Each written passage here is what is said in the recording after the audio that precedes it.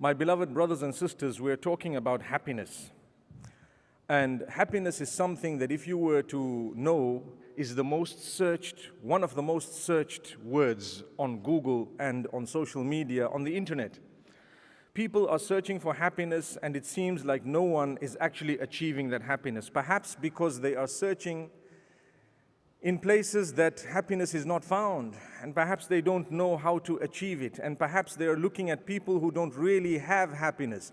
If I were to ask a young boy or girl, what would make you happy? They would normally answer with a materialistic answer.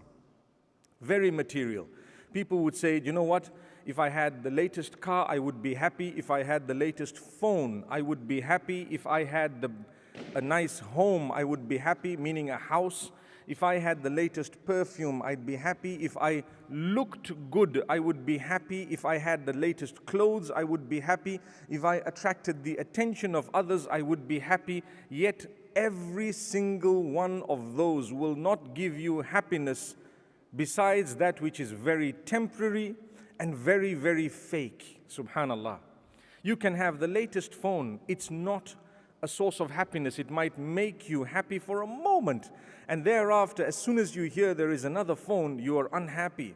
It goes to show that there is something wrong. Maybe your understanding or my understanding of happiness needs to be fine-tuned in accordance with what my Maker has taught. And definitely, if you would like happiness, there is no way that you could ignore revelation. There is no way that you could ignore the one who made you and I. For indeed, it is only through the teachings of the one who made you that you will understand why you're in existence.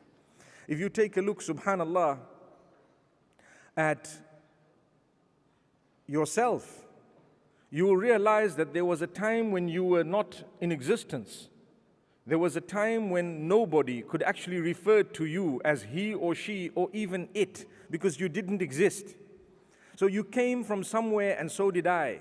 Whoever made me has definitely sent a message to me telling me why he made me. And if I were to search revelation, whatever is available on earth today, I would definitely find that the most authentic of all those books is the Quran, without a doubt, without a doubt.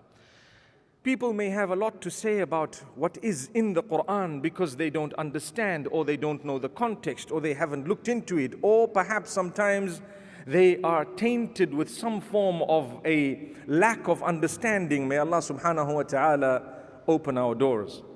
But if you were to look at Allah telling us, وَمَا خَلَقْتُ الْجِنَّ وَالْإِنسَ إِلَّا لِيَعْبُدُونَ,